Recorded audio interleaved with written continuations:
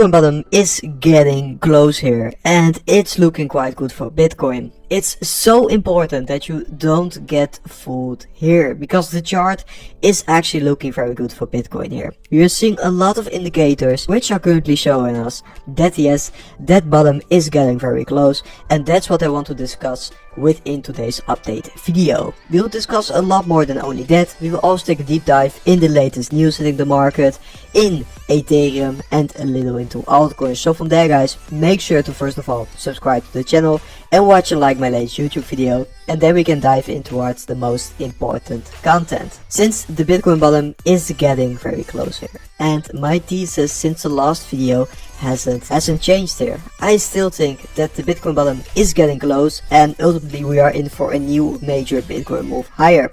And on the 4-hourly time frame, I'm actually seeing a major bullish divergence playing out, with the RSI coiling up here, just like we saw at this local bottom for Bitcoin. At that 75,000 US dollar level, we saw the major bottom out of this bullish divergence, and it's actually looking quite similar here. So it seems like Bitcoin is actually coiling up here, and most of the global uncertainty is getting priced in here. So in my opinion, this is looking very good for Bitcoin. And we do also know that the funding rates are dropping. Since that big move high, we saw a very small spike in the funding rates, not a big spike like for example in 2024, but a very small spike, and now the funding rates are actually slowly declining again, which is showing us that a lot of people are still shorting Bitcoin here, which isn't a very good idea, because yes, that bottom is getting very close and Bitcoin is in for a new move higher.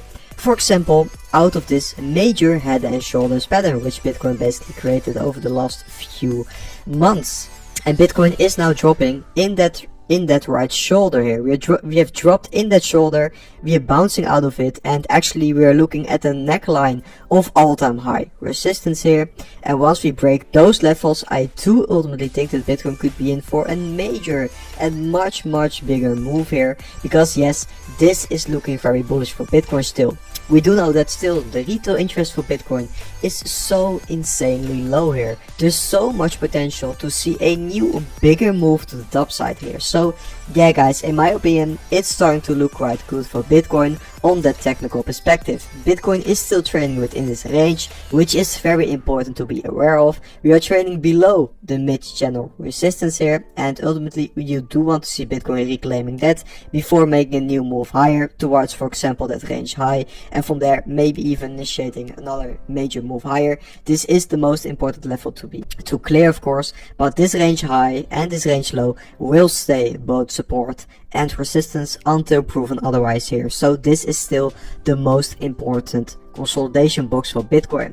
But I do think the chances are actually higher that Bitcoin will be moving to the top side, out of this range to the range high, for example, and even higher from there, to grab all this top side liquidity, as Bitcoin is getting heavily shorted here. Just day by day the shorts are getting more intense here. The bears are heavily shorting Bitcoin, and normally Bitcoin tends to move where the most liquidity is laying, and that is at the top side over that 110,000 US dollar level. So yes, a major short squeeze is still a big scenario here, and it's still looking good for Bitcoin.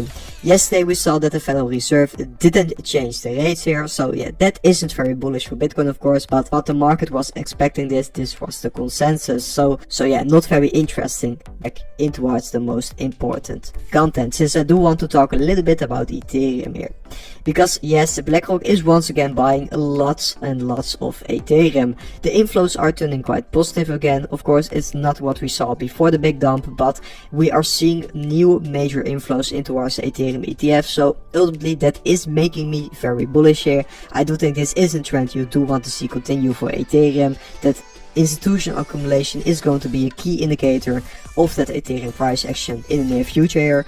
In total, the ETF flows saw some good inflows. Also, the Bitcoin ETF saw over 380 million US dollars in inflow. So that is looking quite good for Bitcoin.